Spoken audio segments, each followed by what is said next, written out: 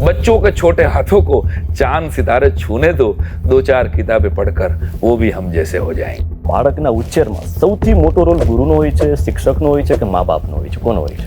પહેલા તો દરેક પરિવાર એટલું સમજે કે જે ઘરનું જે વાતાવરણ હશે એ જ વાતાવરણ લઈને સ્કૂલે જવાનો છે. 2030 સુધીમાં ભારતની અંદર 50% લોકો કૌશલ્યહીન હશે, એટલે કે સ્કિલ વિનાના. આંકડાઓમાં અટવાયા વેણ માનવ મને બનાવો, પ્રકૃતિને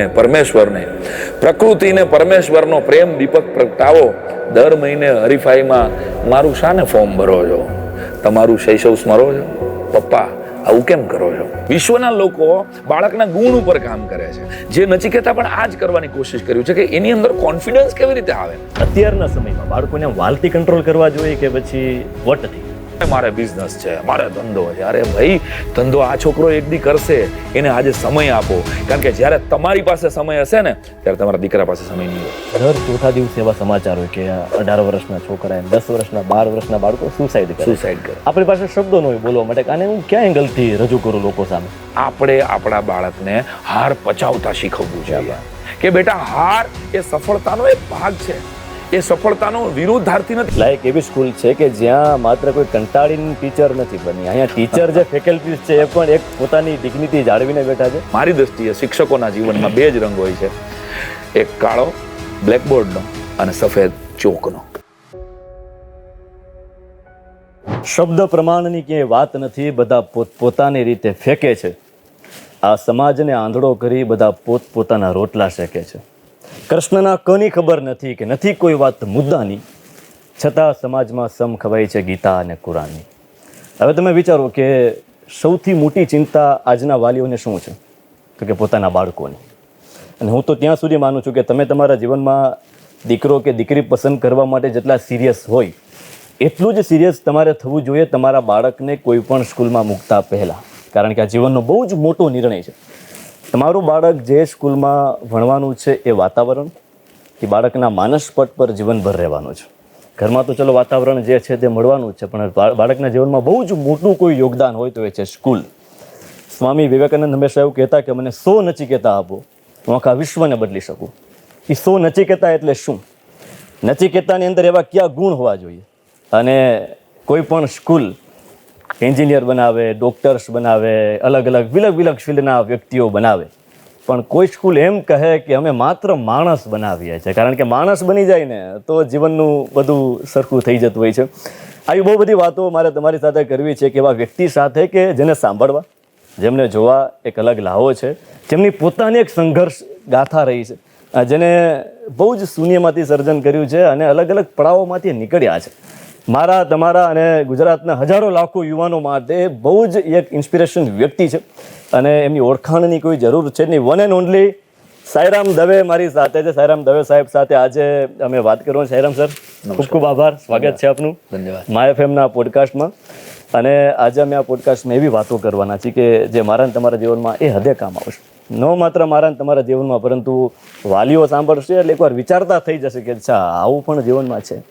સાંઈરામ સર, આપણે નેચરલ વાતો કરવી છે કે ભાઈ નચિકેતા એટલે શું છે, નચિકેતાના વિચારો શું છે, નચિકેતા જે સ્કૂલિંગ સિસ્ટમ છે એ કયા બેઝ પર કામ કરે છે, થોડી માહિતી સાથે આપણે આગળ વધીએ. જેમ ધ્રુવ અને પ્રહલાદ ભારતના મહાન બાળકો છે જી અજય, એમ નચિકેતા કઠોપનિષદનું પાત્ર છે. થોડુંક ઓછું પ્રચલિત પાત્ર છે. વાજશ્રવા ઋષિ એમના પિતા હતા અને એક યજ્ઞ હતો, અને યજ્ઞ વખતે એ નબળી ગાયો બ્રાહ્મણોને દાનમાં આપતા હતા. એટલે પિતાએ નબળી ગાયો દાનમાં આપતા હતા એટલે બાળક એમ કહે છે કે પપ્પા તમે શું કરો છો? આવો સંવાદ થયો છે. પોતાના બાપનો પણ પ્રતિકાર કરવાની, ખોટું હોય તો બાપનો પણ પ્રતિકાર કરે, એનું નામ નચિકેતા. એટલે પિતા એમ કહે છે કે જા, હું તને આ તારા માટે બચાવું છું, હવે હું તને મૃત્યુને દાનમાં આપું છું. એટલે જીવતો જે યમરાજ પાસે જાય અને મને મુક્તિ આપો એવી વિદ્યા જે મેળવે એનું નામ ભારતનો એક મહાન રાજા પછી તો થયો, પરંતુ જેને જ્ઞાનની, વિદ્યાની, મુક્તિ અપાવનારી વિદ્યા જેને મેળવી એ નચિકેતા. તો એ મારી સ્કૂલનો રોલ મોડલ છે. અને ભારત વર્ષનો આમ તો આ પાત્ર ઓછું પ્રચલિત થયું. ધ્રુવ અને પ્રહલાદ ઘરે ઘરે પ્રચલિત થયા. નચિકેતા કારણ કે ઉપનિષદો આપણાથી થોડા દૂર થઈ ગયા સમહાવ. તો જેનામાં પ્રતિકાર કરવાની શક્તિ હોય, જે કોઈનું ખોટું ન ચલાવી લે અને જે મુક્તિ આપે એવી વિદ્યા મેળવે. એ વિદ્યા જ્યાંથી મળે ત્યાંથી, એ વિચાર જ્યાંથી મળે ત્યાંથી, પણ એને મુક્ત કરે, એને બાંધે નહીં. હું છેલ્લા 27 વર્ષથી કાર્યક્રમો કરતો રહ્યો. એમાં દેશ વિદેશ જ્યાં જ્યાં ફરવાનું થયું તો ત્યાંની સ્કૂલિંગ સિસ્ટમ જોવાનું મને સદભાગ્ય મળ્યું. વધારાના સમયમાં મેં દુબઈ, મસ્કત, લંડન, અમેરિકા, મને એમ થયું કે આ પ્રજા પાસે કોઈ સાંસ્કૃતિક વિરાસત નથી, અને છતાંય આ પ્રજા પેન ડ્રાઈવ શોધી આવે છે કે મોબાઈલ શોધે છે જેની આપણે તો કોપી જ મારવા, જ્યારે આપણી પાસે આવડી મોટી સાંસ્કૃતિક વિરાસત હોવા છતાંય આપણો આવડો મોટો દેશ, અને છતાંય છેલ્લી 25-50 વર્ષમાં કોઈ એવી એક શોધ ન થઈ કે જેની દુનિયાએ કોપી મારવી પડે. તો આના મૂળમાં શું ઘટના? તો કે એજ્યુકેશન સિસ્ટમ. ક્યાં? તો આખી સિસ્ટમ તો હું બદલાવી શકું એમ નથી.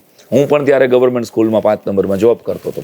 ત્યારે હું ફરતો જાઉં અને હું જોતો જાઉં, કંઈક ને કંઈક હું નોંધતો જાઉં. ત્યારે મને એમ થઈ ગયું કે મારી સપનાની સ્કૂલ એવી મારે બનાવી છે કે જ્યાં બાળકને આવવું ગમે. દર્શક દાદાને કોઈએ પૂછેલું કે તમને કેવી સ્કૂલ ગમે, તો બાળકે, દર્શક દાદા ગામડામાં ગયેલા, શિક્ષણ મંત્રી હતા ત્યારે, ભારત આઝાદ થયો, કે બેટા તને કેવી સ્કૂલ ગમે? એટલે બાળકે કહ્યું કે બંધ. નિશાળ ગમતી જ નહોતી મને ને તને. એક સમયે કે મારા તારા પપ્પાને પૂછવામાં આવે આ સવાલ, તો કે નિશાળ તો કોઈને ગમી જ નથી. તો આજની તારીખના બાળકોને શું કામ નિશાળ ગમે? તો શું એવી ઘટના થાય છે કે નિશાળે જવું બાળકને નથી ગમતું? બસ આ એક પ્રશ્ન એ નચિકેતાનો પાયો નખાણો. અને બાળકોને રવિવારે આવવું ગમે, બાળકોને મજા, જે એજ્યુકેશનમાંથી મજા મરી ગઈ છે ને, એ મજા શોધવાનો પ્રયત્ન એટલે નચિકેતા સ્કૂલિંગ સિસ્ટમ. એટલે આ નચિકેતા છે. અને હું સર હંમેશા એવું માનું છું કે જ્યારે બાળક સ્કૂલેથી ઘરે આવે ને, લોથપોથ થઈને ઘરે આવે, એટલે સમજી લેવું સ્કૂલ એના માટે નકામી છે. બાળક જ્યારે પ્રશ્નો પૂછતો બંધ થઈ જાય પોતાના મા બાપને, ત્યારે સમજવું કે સ્કૂલિંગ સિસ્ટમ બહુ જ બેકાર છે. એટલે સર સમય ચેન્જ થયો છે, પરિવર્તન બહુ બધું આવ્યું છે. વાલીઓનો બહુ મોટો રોલ મોડલ હોય છે બાળક ઉપર. અને મને એવું લાગે છે કે ક્યાંક ને ક્યાંક વાલીઓ એવું માને છે કે મારું બાળક મારી પ્રોપર્ટી છે, એને હું ધારું ને એ રીતે એને સેલ કરી શકું છું. આના ઉપર તમારું? એટલે આ સૌથી મોટામાં મોટી વિટંબણા છેલ્લા સમયમાં આવી કે એક તો મારા ને તારા અને આપણા ઉપરના જેટલા પણ વડીલો હતા, એમાં 3-3, 4-4 બાળકો ઘરમાં હતા. એક સમૂહ કુટુંબમાં ઉછરીને હું મોટો થયો. 100%. તો તે પછીની જે પેઢી આવી એ ન્યુક્લિયર ફેમિલીમાં આવી. એટલે એકનું એક સંતાન હોય, અને હું હળવાશમાં કહું કાયમને માટે કે માનતાના છે અને કોઈના બાપુજીનું માનતા નથી. હવે એકનું એક સંતાન થયું એટલે મમ્મી પપ્પા ક્યાંક 2 પ્રકારના પેરેન્ટ્સ મેં આટલા વર્ષોના અનુભવ પછી, એક OCD parents, over caring parents, અને એક એકદમ કે એટલું બધું કેર કરે, અને એક જેને સેજેય પડી નથી, કે જે કંઈ નહીં બરાબર જ છે, મારું છોકરું એ નિશાળે મોકલી દીધું, ફી ભરાઈ ગઈ એટલે મારું છોકરું એ ક્લિયર થઈને સરસ થઈને આવી જ જશે. આ 2 પ્રકારના પેરેન્ટ્સની વચ્ચે સિંગલ સંતાન હોવાને લીધે મા બાપ ક્યાંક એવું માની રહ્યા છે કે મારા બાળકને એ મારી પ્રોપર્ટી છે. ખલીલ જિબ્રાનના શબ્દો આ તકે યાદ કરાવવા જોઈએ, દરેક મા બાપે યાદ રાખવા જોઈએ કે બાળક તમારા દ્વારા આ ધરતી ઉપર આવ્યું છે, પરંતુ એ સમગ્ર રાષ્ટ્રની સંપત્તિ છે. એ સમગ્ર રાષ્ટ્રને આગળ લઈ જવાનું છે. એ તમારો 1-2 પરિવારો કે 1-2 જ્ઞાતિઓની ઓળખાણ નથી. એ તો પહેલું સ્ટેપ છે. પણ જ્યારે એ મહાન થશે, જ્યારે આગળ વધશે, અને જો તમે એને તક આપશો પોતાના સપના સાથે આગળ જવાની, તો એ બાળક ભારતનું ગણાશે. જેમ APJ અબ્દુલ કલામ અત્યારે કોઈ એક કોમના કહી શકાય? ન કહી શકાય. દાખલા તરીકે CV રામન કોઈ એક કોમના કહી શકાય? તો એ કઈ જ્ઞાતિના હતા એ પણ મને તને ખબર નથી. એ ભારતનું. PT ઉષા કઈ જ્ઞાતિની હતી એનાથી કઈ મતલબ નથી, એ ભારતનું સંતાન થઈ જાય.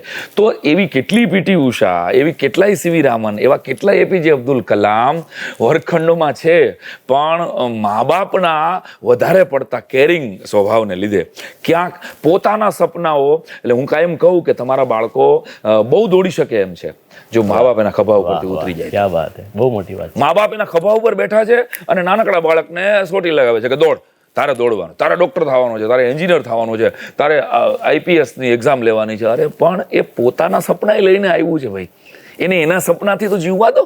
100%.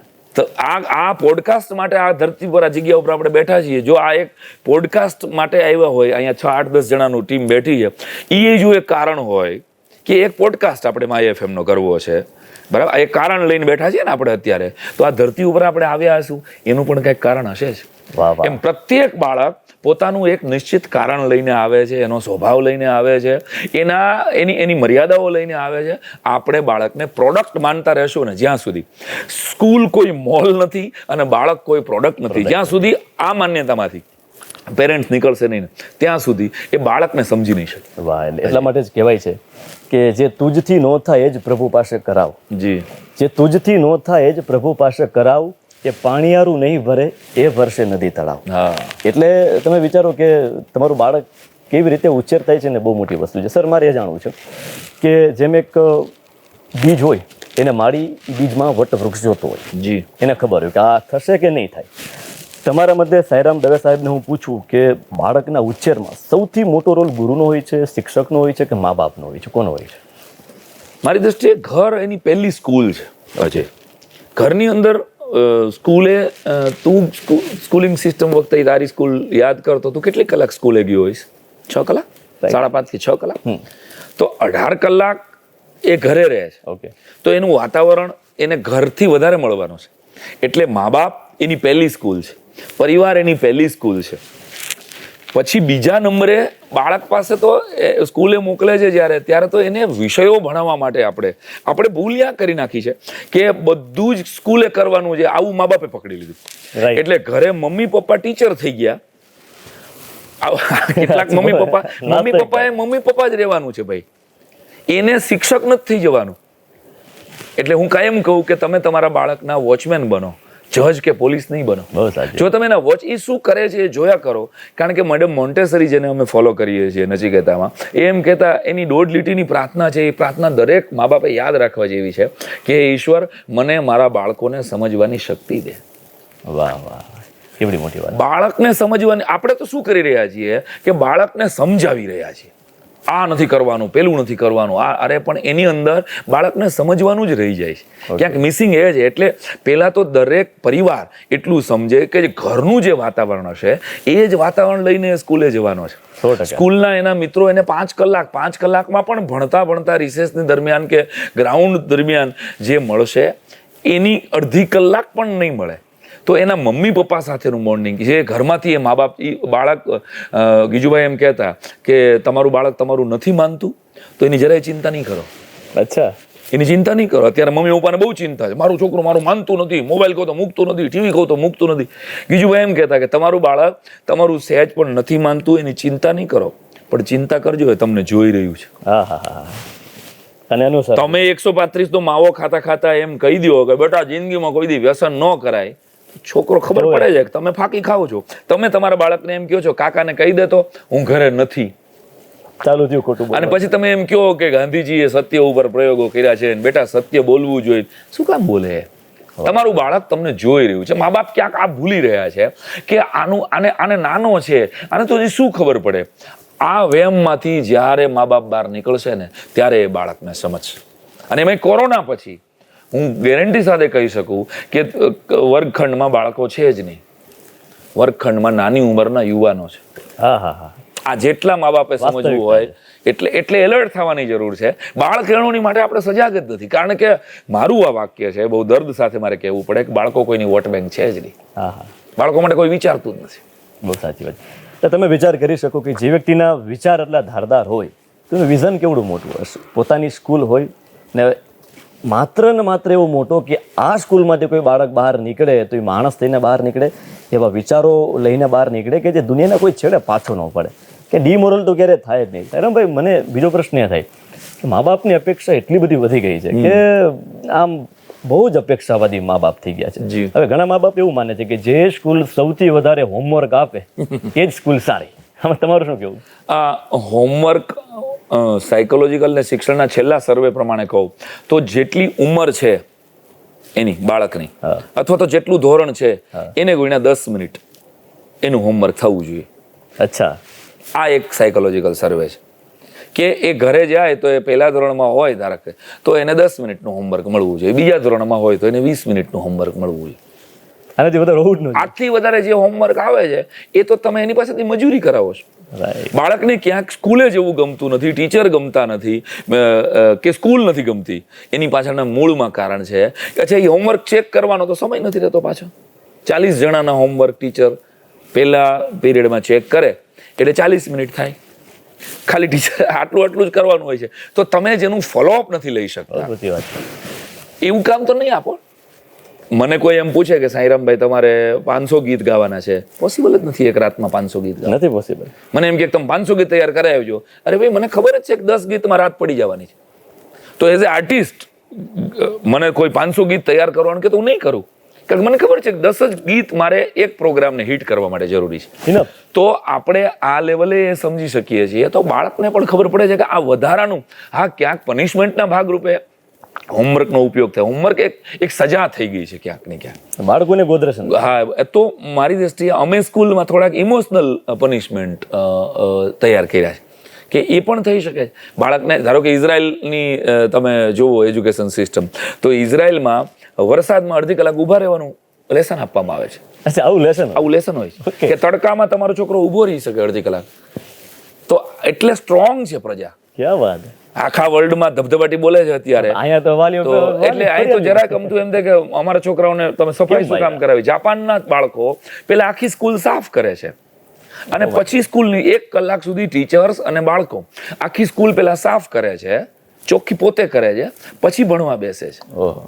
તમે ફિનલેન્ડ દુનિયામાં નંબર 1 એજ્યુકેશન જેનું કહેવાય છે, જ્યાં એજ્યુકેશન ટુરિઝમ છે, ત્યાં બીજા ધોરણના બાળકને ફિનલેન્ડના 2 વડીલો અહીંયા આવેલા પણ ખરા, ટીચર્સ અહીંયા આવેલા, એને આ વાત કરેલી મને કે બીજા ધોરણના બાળકને કાચની પ્લેટ આપવામાં આવે. મેં કીધું સાહેબ બીજા ધોરણનું છોકરું કાચની પ્લેટ, મને કે એના હાથમાં કાચ આપશો તો જ એને ખબર પડશે કે સાચવવાનું છે. જે વાત. તો એના ગુણ ઉપર આખી દુનિયા કામ કરે છે. એકમાત્ર ભારત અને ગુજરાત કદાચ એવું છે કે જે એની માર્કશીટ ઉપર કામ કરે છે. વાહ વાહ.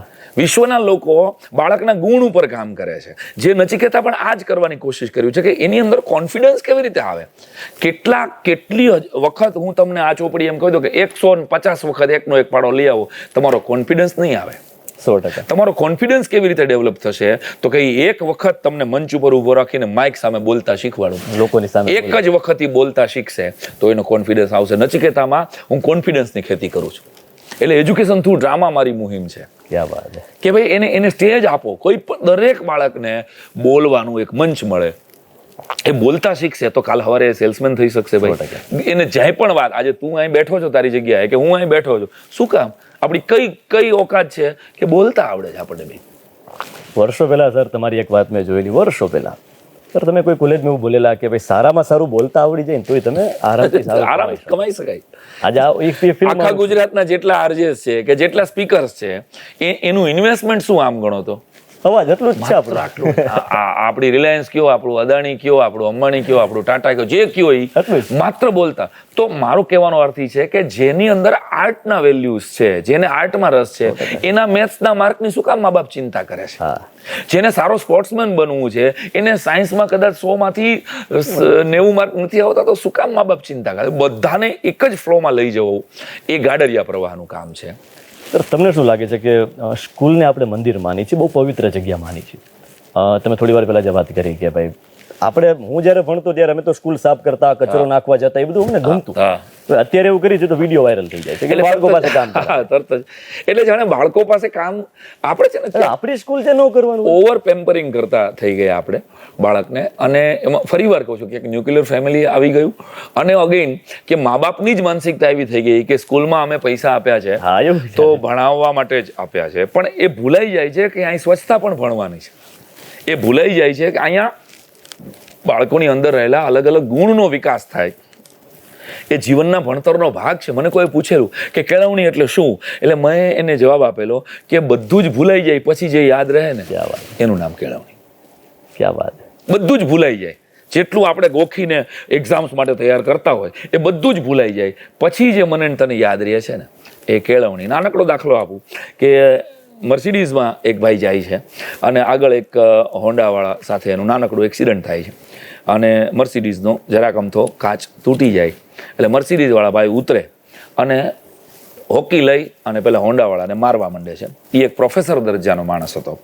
એ વયો જાય, 5 જ મિનિટ પછી બીજી એક ઘટના થાય અને એક બીજો હોન્ડાવાળો ભાઈ એની સાથે ભટકાય અને ઓલો પેલાને જવા દે, ઓને વધારે નુકસાન થયું હોય તો ઓલો કાંઈ બોલતો નથી, હશે ભાઈ આવું તો થયા કરે. તો આ બેમાંથી તમે ભણેલો કોને ગણો છો?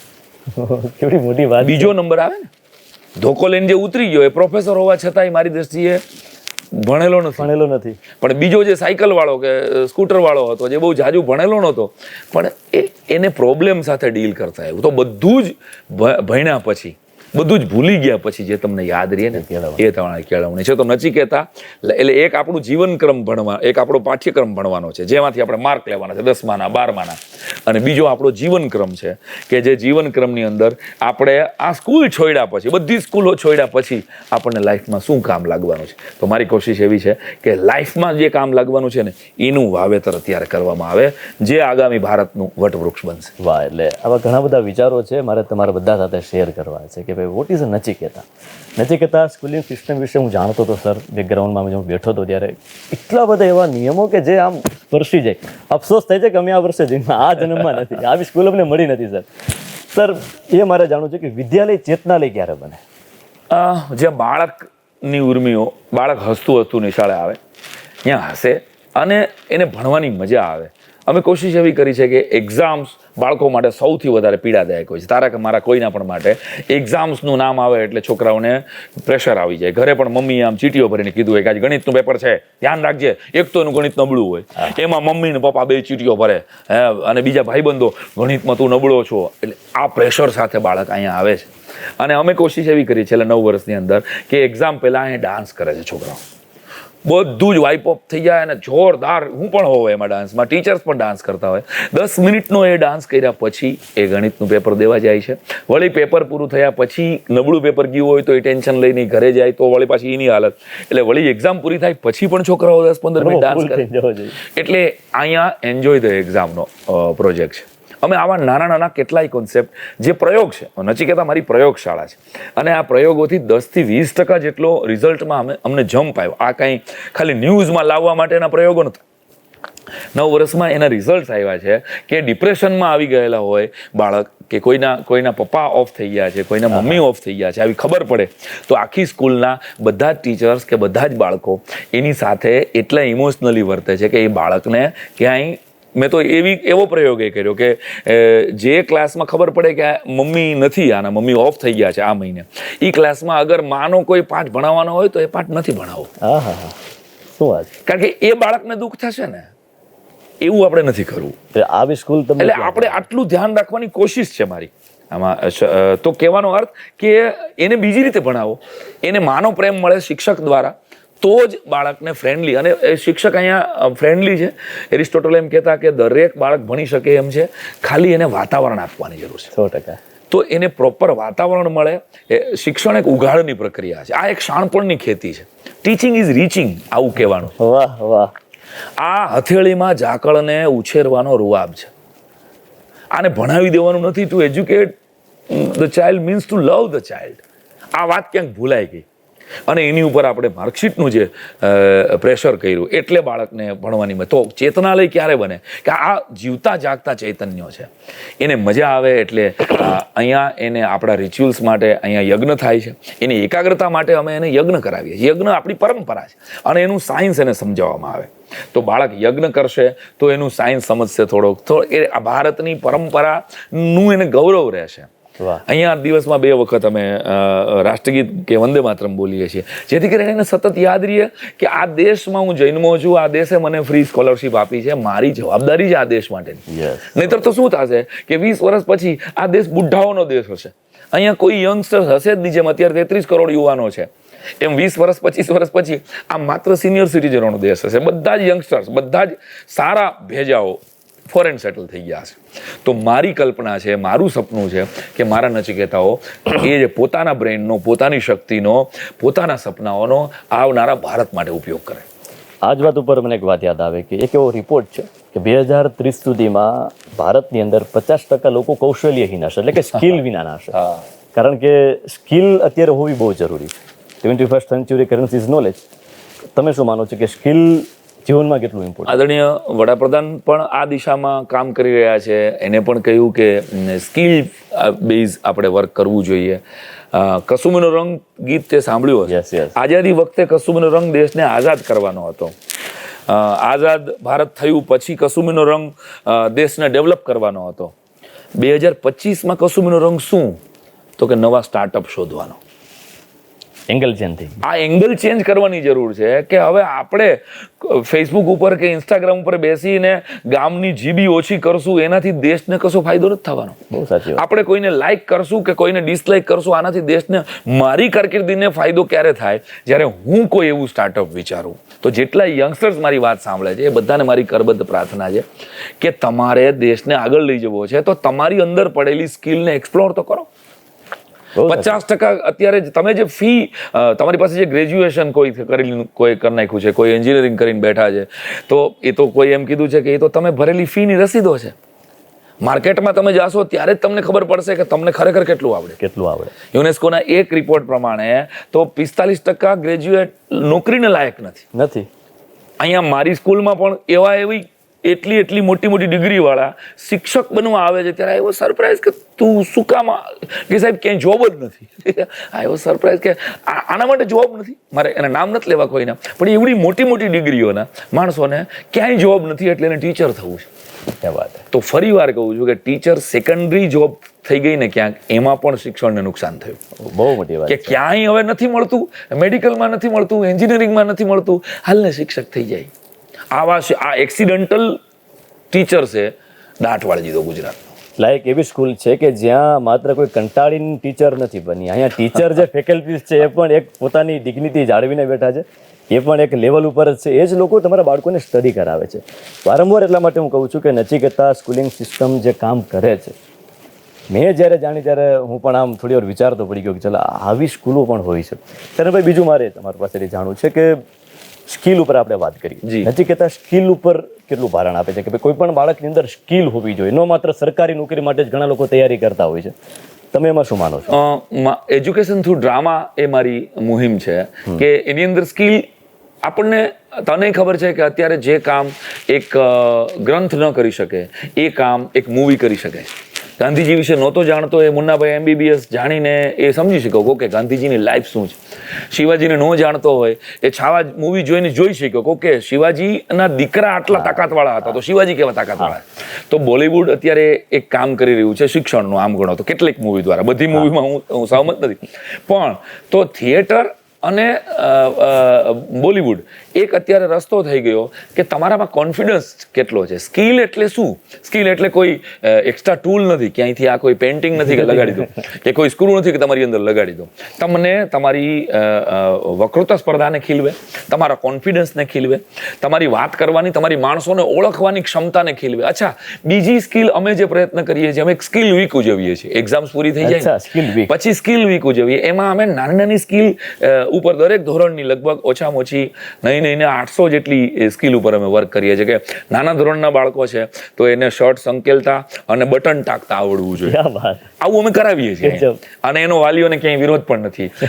હું પણ વોશરૂમ અહીં સાફ કરું છું અને મારી સાથે મારા બાળકો પણ કરતા હોય છે. એ એક દિવસ માટે કરીએ કે ભાઈ એ સ્કિલ કરવાની છે. મોટી દીકરીઓ છે તો એને રોટલી કરતા આવડવી જોઈએ, એને શાકભાજી માર્કેટમાં લઈ અને શાક સારું ગોતતા આવડવું જોઈએ. આ નાની સ્કિલ છે. ઘરમાં ફ્યુઝ ઉડી ગયો છે તો ફ્યુઝ રિપેર કરતા આવડવો જોઈએ. ઘરમાં આગ લાગી તો શું કરવું, મેડિકલ ઇમરજન્સી આવી તો શું કરવું. આ નાની સ્કિલ છે જે બાળકને જરૂરી છે. બાળકનો કોન્ફિડન્સ, એને બેડ ટચ ગુડ ટચ ની ખબર પડે, આ એની સ્કિલ છે. અત્યારના જમાના પ્રમાણે હવે એની સ્કિલ છે કે એને ખબર પડી જવી જોઈએ કે આ માણસ ખોટો છે, આનાથી મારે ચેતવાનું છે. તો આવી નાની સ્કિલ ઉપર નચિકેતા એક સ્કિલ વીક ઉજવે દર વર્ષે અને છોકરાઓ સ્કિલ વીકની રાહ જોઈને બેઠા હોય કે એક્ઝામ પૂરી થશે ને કાં તો આપણી સત્ર શરૂ થશે એટલે એક સ્કિલ વીક આવશે. તો આ નાની સ્કિલને લીધે જ એને મહાન, કોઈ માણસ, શિવ ખેરાએ એક વાક્ય બહુ સરસ કહેલું કે મહાન માણસો કશું જુદું કામ નથી કરતા, કામને જુદી રીતે કરે છે. યસ, ક્યા વાત. એમ આ સ્કૂલમાંથી મને ખબર છે કે સીધો કોઈ માણસ મહાન નથી બની જવાનો. હજી તો એ ભણે છે, પણ 20 વર્ષ પછી જ્યારે એ પોતાની સ્કૂલિંગ સિસ્ટમને યાદ કરશે ત્યારે એને આ નાની સ્કિલ ઉપર થયેલો ભરોસો એને મહાન બનાવશે. આ મારો ભરોસો.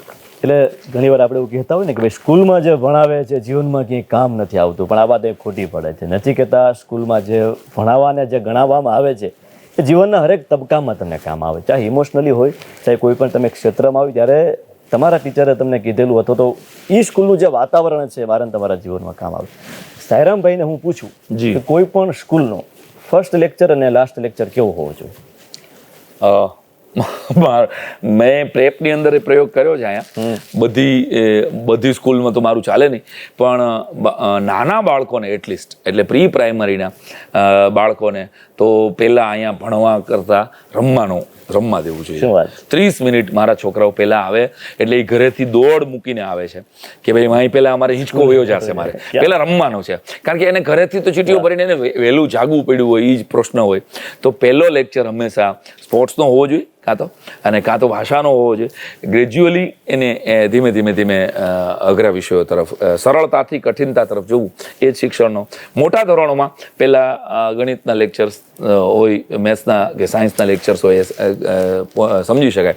પરંતુ નાના ધોરણને પહેલાં મજા કરાવતા ગીત સંગીત સાથે, વાર્તા સાથે, રમત સાથે જોડી અને જો ભણાવવામાં આવે તો મારી દૃષ્ટિએ સારું રહેશે. અને છેલ્લા લેક્ચરમાં બાળકને આ બીજા દિવસે અમે અહીંયા વાર્તાઓ કરીએ. અમારા શિક્ષકોએ વાર્તા બહુ સિરિયસલી લીધી છે. તો નાના બાળકોમાં પ્રેપમાં અને ફર્સ્ટ ટુ 4માં અમે એવી કોશિશ કરીએ કે ટીચર સ્કૂલ છૂટતી હોય ને ત્યારે કોઈ એવી વાર્તા મૂકે અને એને બરાબર 12:15 વાગે એવી જગ્યાએ હેંગ આઉટ કરે કે હવે બીજા દિવસે આ વાર્તા કરશું. એટલે છોકરો બીજા દિવસે આવીને શરૂઆતમાં સર પહેલા ટીચર પહેલા ઓલી વાર્તા કરો, સિરિયલમાં આવે ને વેબ સિરીઝની જેમ અમે કોશિશ કરીએ છીએ. એટલે અમારી પોતાની વાર્તાની બુક છે અને અમે વાર્તાઓ ઉપર ઘણું બધું કામ કરી રહ્યા છીએ. કોઈ પણ બાળક હોય સાયરામભાઈ કે એની કલ્પના શક્તિની દુનિયા અલગ હોય, ખાસ કરીને નાનું બાળક હોય તો એની કલ્પના શક્તિ જેટલી સ્ટ્રોંગ એટલું બાળક વધારે પોતાની અંદર ઉતારી શકે. નચિકેતા સ્કૂલિંગ સિસ્ટમ આના ઉપર બહુ મોટું કામ કરે છે, મને ખ્યાલ છે ત્યાં સુધી. સાયરામભાઈને હું પૂછું કે આમ કલ્પના શક્તિ બાળકોની તમે કયા એંગલથી જુઓ? કોઈ પણ વ્યક્તિને સર્જક બનાવવો હોય અથવા તો મોટો કરવો હોય તો એના માટે બેસ્ટ છે કે એની અંદર કલ્પના શક્તિનું ભાવ વિશ્વ ખીલે. ભાવ વિશ્વ ક્યારે ખીલે? કે જ્યારે એક સિરિયલ બતાડી દેવામાં આવે કે એક સિરિયલ કાનુડાની છે અને એમાં એક કાનુડો બતાડી દેવામાં આવે તો બાળક વિચારશે નહીં. પરંતુ જ્યારે એને કાનુડાની વાર્તા કહેવામાં આવશે કે એક નગર હતું અને નગરમાં એક રાજા હતો, તો હવે એ રાજા તારો પણ અલગ હશે, મારો પણ અલગ હશે. અને રાજા એક ઘોડા ઉપર બેઠા, તો એ ઘોડો તારો સફેદ હશે, મારો કાળો ઘોડો હશે. અને પછી રાજા તો જંગલના ઝાડવા પાસેથી નીકળ્યા, તબડક, તો તારું ઝાડ આંબલીનું હશે, મારું ઝાડ બોરસલીનું હશે. જો તને એ દ્રશ્ય દેખાડી દેવામાં આવે એટલે તારી કલ્પના શક્તિ 0 થઈ ગઈ કે ભાઈ એક રાજા બેઠા છે અને એ સફેદ ઘોડા મારતે જાય છે, તો તારો કાળો ઘોડાની કલ્પના નીકળી ગઈ. તો એક માત્ર વાર્તા જ એવું તત્વ છે કે જે બાળકની કલ્પના શક્તિને ખીલવી શકે. અને ગીજુભાઈ બધે કયા 100 વર્ષ પહેલા સિદ્ધ કર્યું ભાવનગરની અંદર, જે અમારા રોલ મોડલ છે, અમારા આદર્શ છે, કે ગીજુભાઈએ જે 100 વર્ષ પહેલા પહેલું બાલ મંદિર એશિયા ખંડનું બનાવ્યું અને એને એમ કહ્યું કે નાના બાળકોને બાળ વાર્તા અને બાળગીત દ્વારા જ શિક્ષણ આપવું જોઈએ. એને રટ્ટામાર ગોખણપટ્ટી ન કરાવવી જોઈએ. ગોખણપટ્ટીની સ્મશાન યાત્રા નીકળશે અને તો જ કૌશલ્યોની યાત્રા નીકળશે. ક્યા વાત. તો આ વાતને અમે સિરિયસલી લીધી અને અમે બાળ વાર્તાઓ ઉપર કામ કર્યું. પ્રેપનો આખો અભ્યાસક્રમ મેં પોતે નાના જોડકણાઓમાં બનાવ્યો. છોકરાઓને ગમે, શિક્ષકો ગાઈ શકે એવા જોડકણા બનાવ્યા. મારા શિક્ષકો સાથે મળીને બાળ વાર્તાના 4 પુસ્તક બનાવ્યા, જેમાંનું પહેલું પુસ્તક હજી હમણાં જ બહાર પડ્યું, વાર્તા નામે નગર. ક્યા વાત. તો આ માત્ર મારા બચ્ચાઓ માટે, એટલે નચિકેતા, હવે તો આખા ગુજરાતના બાળકો માટે, કારણ કે મારા માટે ખાલી મારી સ્કૂલમાં ફી ભરે એ જ મારું બાળક નથી, આખા ગુજરાતના બાળકો નું કલ્યાણ ઈચ્છું એ મારી ભાવના છે. તો આમાં અમે નાની આજના જમાનાની વાર્તાઓ લખી અને સીસીટીવીની વાર્તા લખી. આજના જમાનાની, આજના છોકરાઓની વાર્તા શું છે? તો કે હવે એની વાર્તા પરી કરતા જરાક અપડેટ લેવલની છે.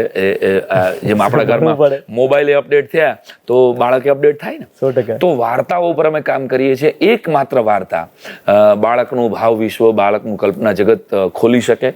મમ્મીઓ વાર્તા કહેતી બંધ થઈ ગઈ, યુટ્યુબમાં સીધી વાર્તા શરૂ કરી દેતી થઈ ગઈ, એટલે એમાં રહેલા કાર્ટૂન એની કલ્પના શક્તિને કુંઠિત કરે છે. મારી ખાસ 0 to 10 યર્સના બાળકો જે છે જેના ઘરમાં, અને એ પેરેન્ટ્સ મારી વાત સાંભળતા હોય, તેને મારી કરબદ્ધ પ્રાર્થના છે કે કોઈ પણ ગુજરાતના 10 સારા બાળ વાર્તાકારોના 5 પુસ્તકો તમારા ઘરમાં, જો બાળક હોય તો 5 થી 10 પુસ્તકોની એક બાળ લાઇબ્રેરી તમારા ઘરમાં હોવી જોઈએ. એ તમારા ટેબલ ઉપર પડતી હોવી જોઈએ. કરુણતા નથી સર કે ભાઈ તમારા બાળકે નેગેટિવ અને નબળી દ્રશ્યોની વેબ સિરીઝ શું કામ જોવાની જે તમે જોવો છો? 100%. એના માટે તો જુદું કાંઈ કદાચ ક્યાંયથી મળતું નથી. કદાચ કાર્ટૂન સિવાય બાળકો માટેનું ક્યાંય એન્ટરટેનમેન્ટ નથી. તો માં જેટલી મમ્મીઓ છે, શિક્ષિત મમ્મીઓ છે, એ બધાને મારી પ્રાર્થના છે કે એક નાનકડી વાર્તા 5 મિનિટની વાંચે અને એ વાંચીને રાત્રે એના બાળકને મૌલિક રીતે કહેશે. જો એ કહેશે ત્યારે એક શબ્દચિત્ર ઊભું થશે અને શબ્દચિત્ર ઊભું થશે તો બાળકને ઇમેજિનેશનની ટેવ પડશે અને એ ઇમેજિનેશનની ટેવ જ એને સપનાને ઘડાવશે અને એને ડેવલપ કરશે. ને તમે હંમેશા કહો છો કે ભાઈ જ્યારે કોઈ માને 5 હાલરડા નથી આવડતા ને તો એ માં બનવાના લાયક નથી. હું તો એમ કહું છું કે જે બાળકને 5 હાલરડા અને 5 બાળવાર્તા નથી મળતી ને એ છતાંય મા બાપ અનાથ છે. બહુ મોટી વાત. છતાંય મા બાપ. અને જે મા બાપ એના બાળક માટે 5 મિનિટની એક વાર્તા શીખવાનો સમય નથી કાઢતા, મારી દ્રષ્ટિએ એને મા બાપ થવા માટેનો વિચાર જ ના કરે. શરમભાઈ, કોઈ પણ બાળક એકલવ્ય જેવું આમ વિઝન રાખી શકે આજના જમાનામાં? બિલકુલ. મેં એક પ્રયોગ કર્યો પહેલા જ વર્ષથી મારા બાળકોને ડેવલપ કરવા માટે, એની વિચારધારાને ઊંચાઈ ઉપર પહોંચાડવા માટે નાનકડું એવું વિઝન બોર્ડ આપ્યું. એ આમ 9 લીટીનું છે, પણ એમાંથી હું 3 લીટી બધા જ બાળકોને આપું છું કે you are the best child of the world, you can do anything and what ever is happening is for good only. આ 3 વાક્યો એને રોજ રાત્રે સવારે જાગીને બોલવાના. 90 દિવસ સુધી આ 3 વાક્યો બોલે એ બાળકમાં કેટલો બધો ચેન્જ આવ્યો. એ છોકરાઓ જે કોન્ફિડન્સ વગરના હતા, જે છોકરાઓ પોતે એમ કહેતા હતા 10મા ધોરણમાં હું એવો પાઠ લઉં કે કોને એમ લાગે છે કે હું ફેલ થાય, તો એ ફેલ થનાર છોકરાને પણ એ વિઝન બોર્ડના માધ્યમથી સારામાં સારા પર્સન્ટેજ આવ્યા. મારી સ્કૂલમાં મેં આ રિઝલ્ટ જોયા કે કોઈ એક વિષયનો રટ્ટો મારે. આ મંત્ર છે. કોઈ પણ વસ્તુ તમે વારંવાર રિપીટેડલી તમારા સબકોન્શિયસ માઇન્ડમાં નાખો એટલે સિદ્ધ થઈ જાય, એ મંત્ર થઈ જાય. એ પછી વાક્ય હોય તો પણ. તો આ 3 વાક્યોનું વિઝન બોર્ડ નચિકેતામાં બહુ જાદુઈ કામ કરી ગયું. અત્યારે પણ બાળકો એ વિઝન બોર્ડને ફોલો કરે છે અને એનાથી એના ઘરના પ્રોબ્લેમ્સમાં પણ એને મજા આવે છે, એ સોલ્વ થઈ રહ્યા છે અને બાળકો સરસ રીતે પોતાના લક્ષ્ય સુધી પહોંચી રહ્યા છે. તમને શું લાગે છે કે બાળકોને આમ એક જમાનો હતો કે આમ બાપા બહુ ખારા હોય, ગજબ હોય બાળકો, અત્યારના સમયમાં બાળકોને આમ વાલથી કંટ્રોલ કરવા જોઈએ કે પછી વટથી? બેયનું મિક્સચર રાખવું પડે. ઓકે. આના માટે ચાણક્યએ 2300 વર્ષ પહેલા બહુ સરસ એક સૂત્ર કીધું છે કે 5 વર્ષે લાલયેત. 5 વર્ષનું બાળક હોય તો એને માત્ર પ્રેમ આપો. ઓકે. 10 વર્ષે તાળીએત. 10 વર્ષનું બાળક થાય તો સહેજ ખીજાવ. એની અંદર કોઈ કુટેવ આવી જાય ત્યારે સહેજ ખીજાવ. 10 વર્ષનું છોકરું છે એ હાથમાં મરચું લઈ લે છે કે હાથમાં છરી લઈ લે છે તો તમારે ખીજાવવું પડે. કે હાથમાં કાચ લઈ લે છે કે તોડી નાખે તો એને ખીજાવવું પડે કે ન થવું જોઈએ. 5 વર્ષના બાળકને માત્ર પ્રેમ જ આપો, એને તમારા હૂંફની જરૂર છે. 10 વર્ષના બાળકને થોડાક તાળીએત એટલે થોડાક ખીજાવ. 16 વર્ષે મિત્રમ વદાચરે. 16 વર્ષનું બાળક થાય ને પછી એ તમારો મિત્ર છે. પછી એની પાસે બેસી અને એને વાત સાંભળો. હું પર્સનલ વાત કહું છું માય એફએમના માધ્યમથી કે હું મારા 2 દીકરા, મારો એક દીકરો 22 વર્ષનો છે, બીજો 12મા ધોરણમાં છે, આજની તારીખે હું મારા બાળકોને પત્ર લખું છું અને મારા દીકરા એનો જવાબ આપે છે. શું વાત છે? કારણ કે આપણો પ્રોબ્લેમ જ એ છે કે મા દીકરી વચ્ચેનું બોન્ડિંગ બહુ પરફેક્ટ છે, બાપ દીકરા વચ્ચેનું બોન્ડિંગ ક્યાં ઘટતું જાય છે. એટલે છોકરાઓ વધારે ડિપ્રેશનમાં છે. હું જેટલાને સિંગલ ચાઇલ્ડ છે, જેટલાને દીકરાઓ છે, એ બધા જ પપ્પાઓને મારી વિનંતી છે કે પપ્પા એના માટે શૂઝ બેસ્ટ લઈ આવશે, પપ્પા એના પીઝા મસ્ત લઈ આવશે, પપ્પા એની બર્થડે 10,000 રૂપિયાની ઉજવશે, પણ દીકરા સાથે બેસીને ક્વોલિટી ટાઈમ આપવાની વાત આવશે ને ત્યારે મારે બિઝનેસ છે, મારે ધંધો છે. અરે ભાઈ, ધંધો આ છોકરો એક દી કરશે, એને આજે સમય આપો. કારણ કે જ્યારે તમારી પાસે સમય હશે ને ત્યારે તમારા દીકરા પાસે સમય નહીં હોય. નરી વાસ્તવિકતા છે. તો બાપ દીકરા વચ્ચેનું બોન્ડિંગ ઘટી રહ્યું છે એટલે વૃદ્ધાશ્રમોમાં સંખ્યાઓ વધી રહી છે. આના મૂળિયા ક્યાંક એ પ્રાઇમરી એજ્યુકેશન વખતે ક્યાં પપ્પાએ દીકરા પાસે બેસીને લેસન કરાવ્યું? અચ્છા, લેસન શું કામ પૂછો જ છો? હું તો એમ કહું છું લેસન મમ્મી કરાવે છે તો બાપે એની સાથે એ વાત કરવી જોઈએ કે આજે તારા ભાઈબંધ સાથે શું વાત કરી, ત્યાં આજે લંચ બોક્સમાં તારા ભાઈબંધ સાથે શું શેર કર્યું. આપણે આવી વાત જ આપણા દીકરા સાથે પૂછતા નથી.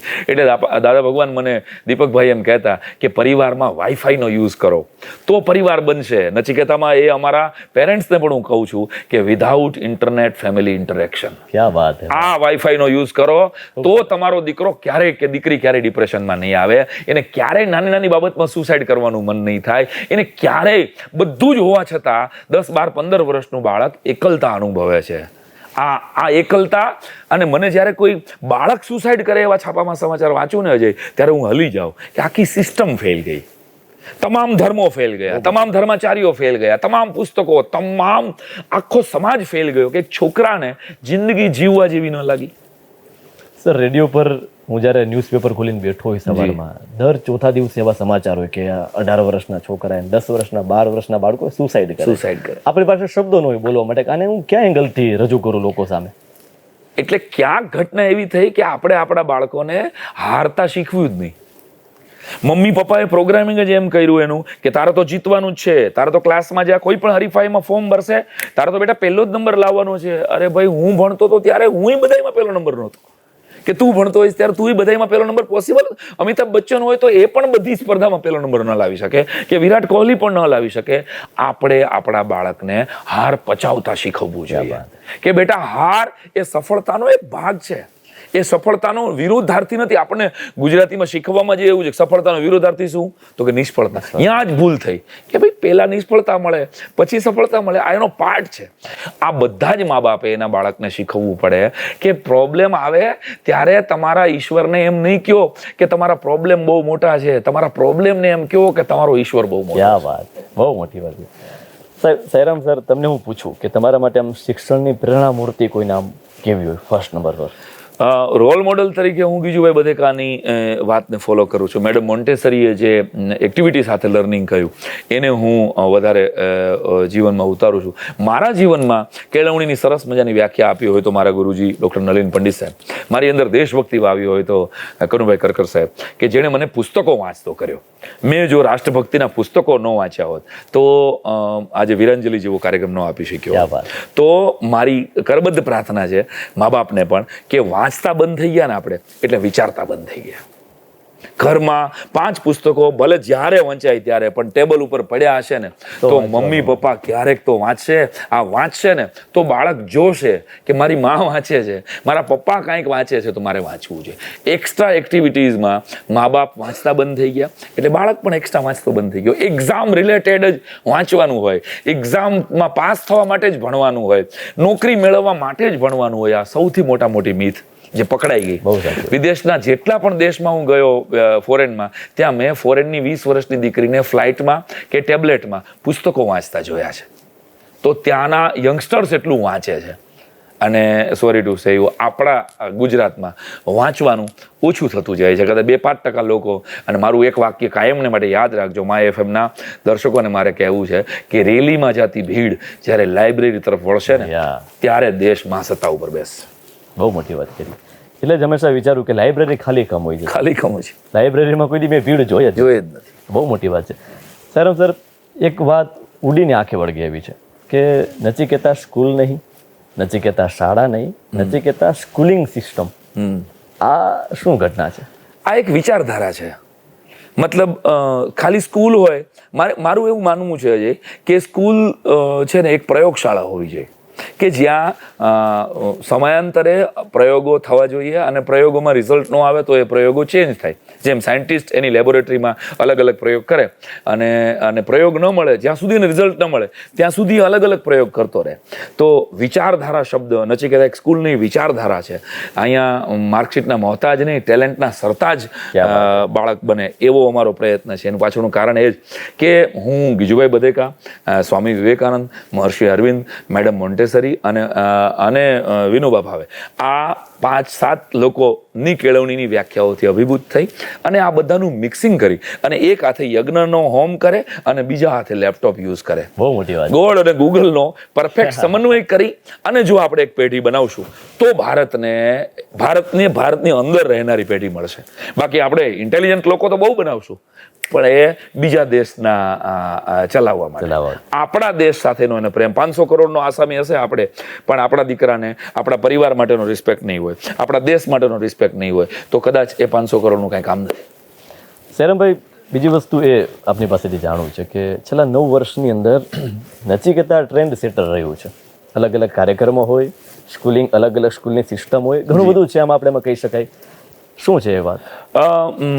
અમે એવી કોશિશ કરી ફ્રોમ ધ પહેલા વર્ષે નહીં પણ બીજા વર્ષથી અમે પ્રયોગ કર્યો કે એન્યુઅલ ફંક્શન ત્યારે હું જોતો હતો કે કોઈ પણ ઘણી બધી સ્કૂલોમાં જવાનું થાય, કોલેજોમાં જવાનું થાય, તો એન્યુઅલ ફંક્શનમાં બધા પિક્ચરના ગીતો ઉપર ડાન્સ 8-10 પિક્ચરના ગીત હોય અને એમાં છોકરાઓ ડાન્સ કરીને વયા જાય. તો મને બહુ આમ થતું હતું કે આ નાના નાના બચ્ચાઓને જે શબ્દો ઉપર ડાન્સ કરવામાં આવતા હતા એ શબ્દો તો બાળકો માટેના હતા જ નહીં.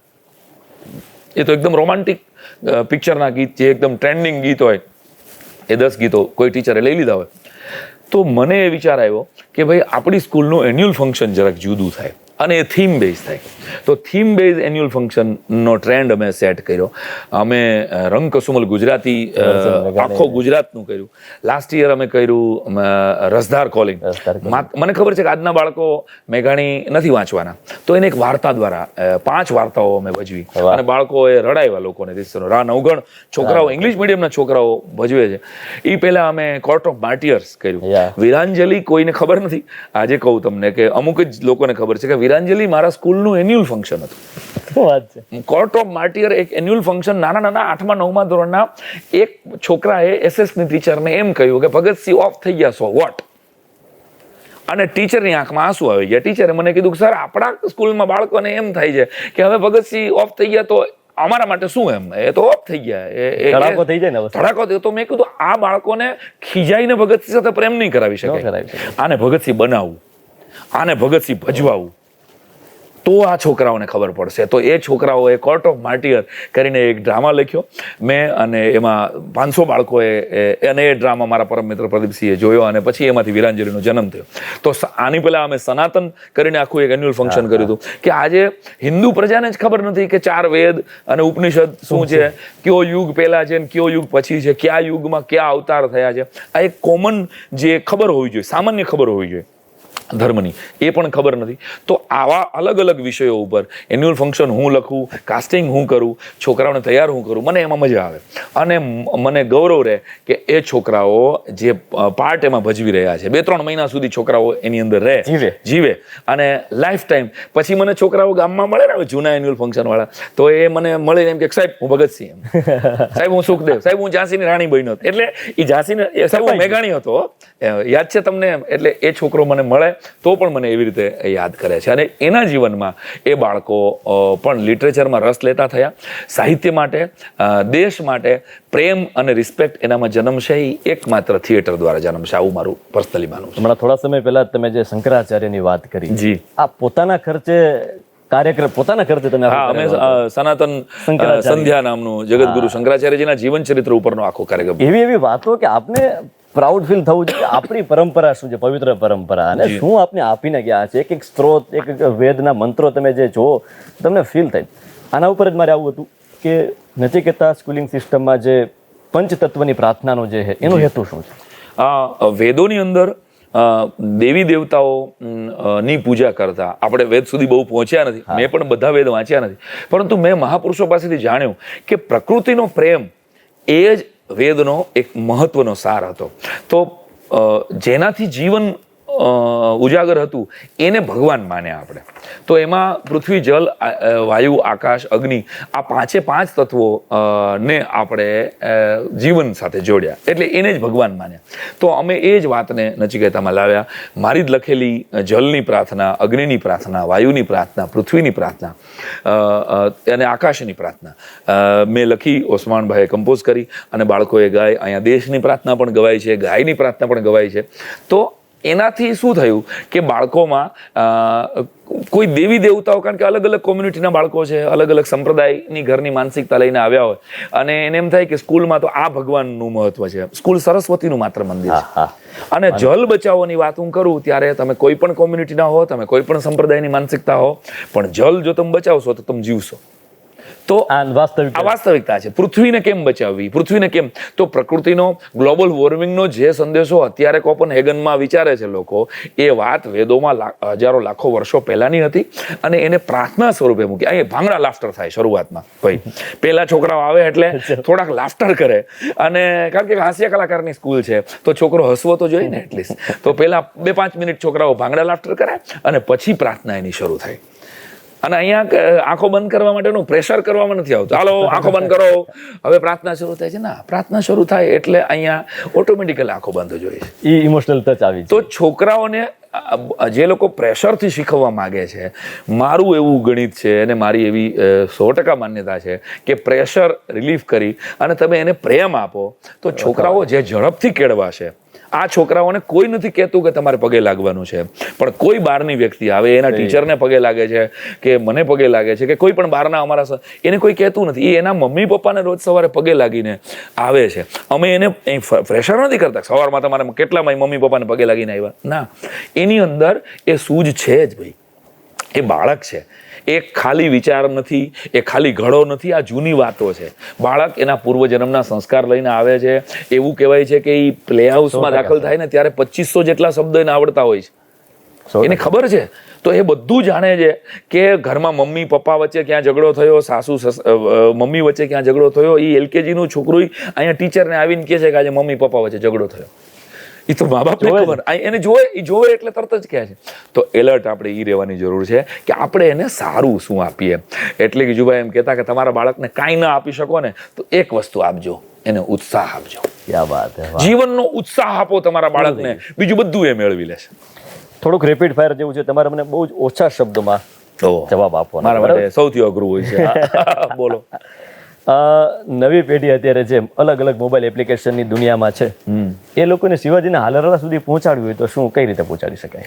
એને લિટરેચર ટચ જ આપવો પડશે. ઓકે. એને વાંચાવવું પડશે. પુસ્તકો સિવાય એનો વિકલ્પ નથી. ઓકે. ચેટિંગમાં કૂચી ગયેલી એક આખી પેઢી ચાણક્યને કઈ રીતે જાણી શકે?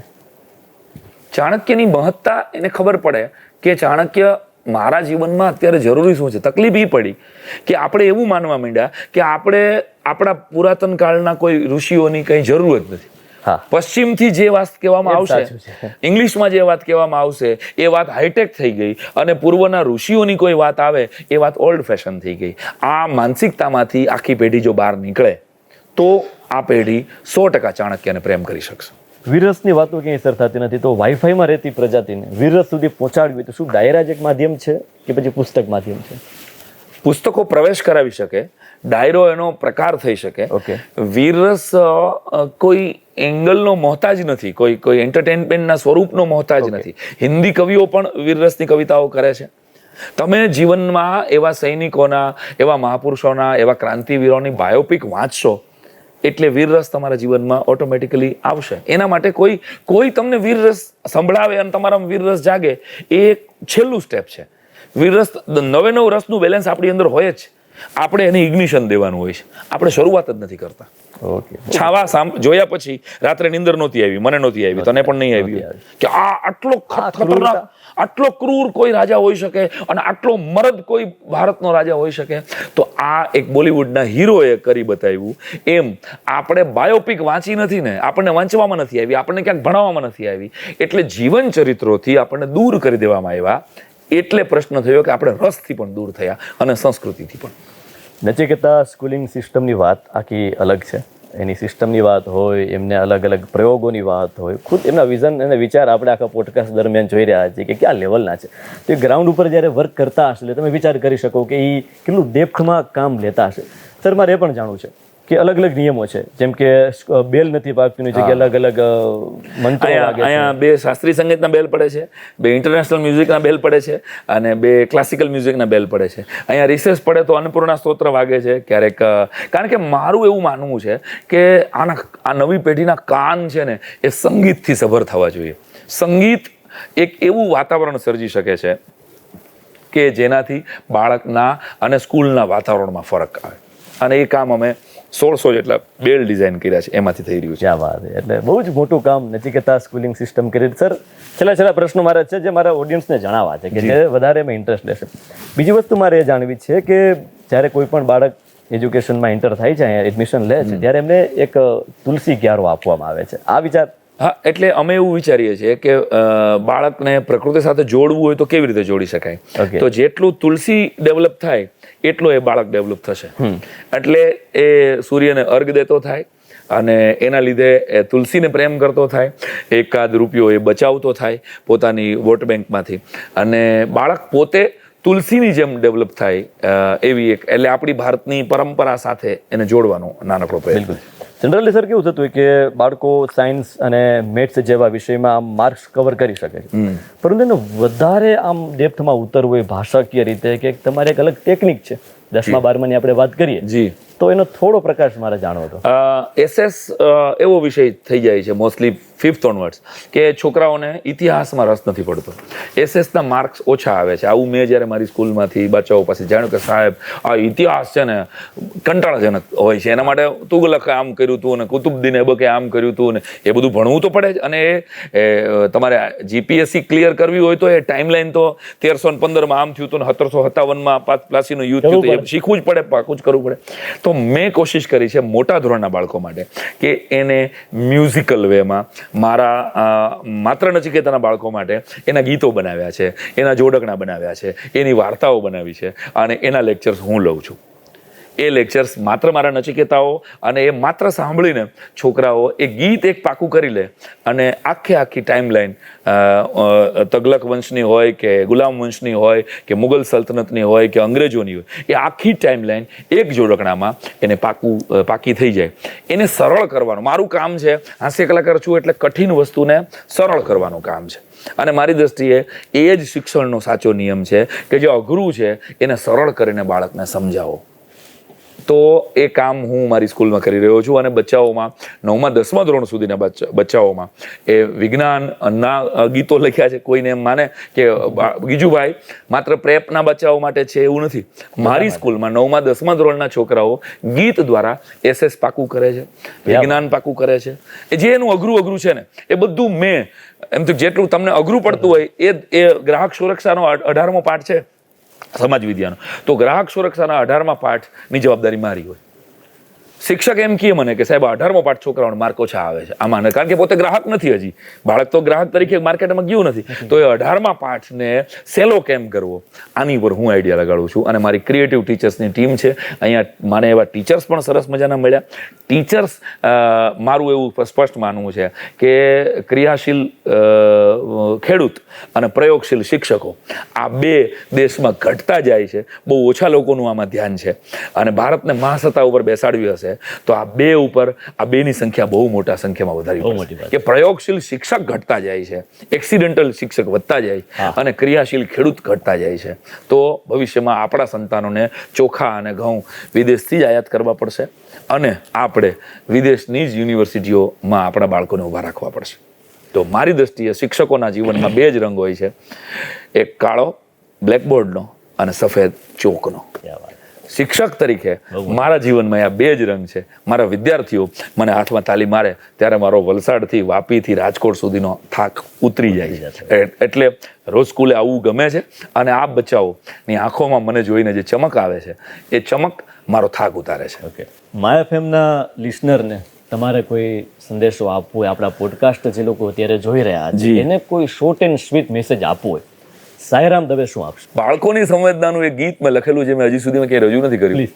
મને એમ લાગે છે કે માય એફએમ ના બધા લિસનર્સ ને કહું કે એક બાળક એના પપ્પાને કહે છે કે પપ્પા આવું કેમ કરો છો, આપણા બેયની વચ્ચે કાં ફૂટપટ્ટી લઈને ફરો છો, પપ્પા આવું કેમ કરો છો, પહેલો નંબર ના આવ્યો તેથી તમે નહીં બોલો, હાર્યા બાદ જીવન જીવવાના કિસ્સાઓ નહીં ખોલો, ઉગાડવાની ઉતાવળને હૈયામાં સંગ્રહો છો એટલે આટલી ફી ભરો છો, પપ્પા આવું કેમ કરો છો, હું તમારી મિલકત છું. બાળક કહે છે હું તમારી મિલકત છું પણ રોજ તે હોય કઈ દાવો, હું તમારી મિલકત છું પણ રોજ તે હોય કઈ દાવો, મારા સપના મારી ઈચ્છા મારી આંખમાં વાવો, તમારી પાસે સમય નથી તેથી મોબાઈલ ધરો છો, આ તો ખરખરો શું કામ કરો છો, પપ્પા આવું કેમ કરો છો, આંકડાઓમાં અટવાયા વેણ માનવ મને બનાવો, પ્રકૃતિને પરમેશ્વરનો પ્રેમ દીપક પ્રગટાવો, દર મહિને હરીફાઈમાં મારું શાને ફોર્મ ભરો છો, તમારું શૈશવ સ્મરો છો, પપ્પા આવું કેમ કરો છો? આપણા બેયની વચ્ચે કાં ફૂટપટ્ટી લઈને ફરો છો? બસ આપણે આપણા બાળકને કમ્પેરિઝન અને કોમ્પિટિશનમાંથી બહાર પાડીએ. ઘરમાં દીકરીનો દીકરો હોય તો પણ સાલું મહેમાન આવે ને ત્યારે એમ કહે છે કે અમારી દીકરી છે ને એ ભણવામાં બહુ હોશિયાર, અમારે નંગ છે ને એ ભણતો નથી. અહીંયા ભૂલ કરીએ છીએ આપણે. ભાઈ બહેનને સામે લગાડી દઈએ તરત જ. તો આપણે કમ્પેરિઝન અને કોમ્પિટિશનમાંથી જ્યારે આપણા બાળકોને બહાર કાઢીશું ત્યારે જ મારી દ્રષ્ટિએ બાળ કેળવણીના મુકામ સુધી પહોંચી શકશું. નચિકેતા એ દિશામાં શરૂ કરેલું એક નાનકડું કદમ છે. બિલકુલ, થેન્ક યુ. એટલે my FM present podcast with Sairam Dave Nachiketa schooling system શું છે એની વાત કરી છે. અને જ્યાંથી મેં શરૂઆત કરી હતી કે સ્વામી વિવેકાનંદે કીધું હતું કે 100 નચિકેતા આપો, એ જ મુદ્દા ઉપર કામ કરી રહી છે કે ભાઈ નચિકેતા ખરા અર્થમાં આ સ્કૂલની બહાર નીકળે, નચિકેતાના જે વિચારો છે એ સમાજમાં પ્રગટે. નચિકેતા સ્કૂલિંગ સિસ્ટમ બહુ જ મોટું કામ કરે છે. પોડકાસ્ટ જોઈને તમારે વધારે હજુ નચિકેતાને જાણવી છે, જોવી છે, તો તમે ઓપન છે તમારા માટે, ગમે ત્યારે તમે આવી શકો છો, જોઈ શકો છો એના વિચારોને. એટલે મારો નાનો એવો એક પ્રયાસ હતો કે આ જે વિચારો છે, આ જે એમની મહેનત છે સાઈરામ દવે સાહેબ, એમની પૂરી ટીમની નચિકેતા સ્કૂલિંગ સિસ્ટમની, એ તમારા બધા સુધી પહોંચે ને તમે એનો પૂરેપૂરો લાભ લ્યો. કારણ કે આપણા ઘરના આંગણે છે, આપણા રાજકોટના આંગણે છે, અને એવા વ્યક્તિ અહીંયા હેડ ઉપર બેઠા છે કે જેને દુનિયા બહુ નજીકથી જોઈ છે, જેને બાળકોને બહુ નજીકથી જોયા છે, જે પોતે શિક્ષક રહી ચૂક્યા છે. આજે લાખો લોકોની વચ્ચે દરરોજ પ્રોગ્રામ આપી રહ્યા છે ને ખબર છે લોકોની નસ કઈ રીતે પારખવી. એટલે આપણે આનો લાભ લઈએ. વન્સ અગેન સાઈરામ દવે સાહેબ, આપનો ખૂબ ખૂબ આભાર વ્યક્ત કરું છું. નચિકેતા સ્કૂલિંગ સિસ્ટમનો આભાર. નિદા ફાઝલીનો એક સરસ મજાનો શેરથી વિરામ આપીએ. જી. બચ્ચોं के छोटे हाथों को चांद सितारे छूने दो, बच्चों के छोटे हाथों को चांद सितारे छूने दो, 2-4 किताबें पढ़कर वो भी हम जैसे हो जाएंगे. आभार, ખૂબ ખૂબ धन्यवाद. આભાર, ધન્યવાદ. Thank you so much.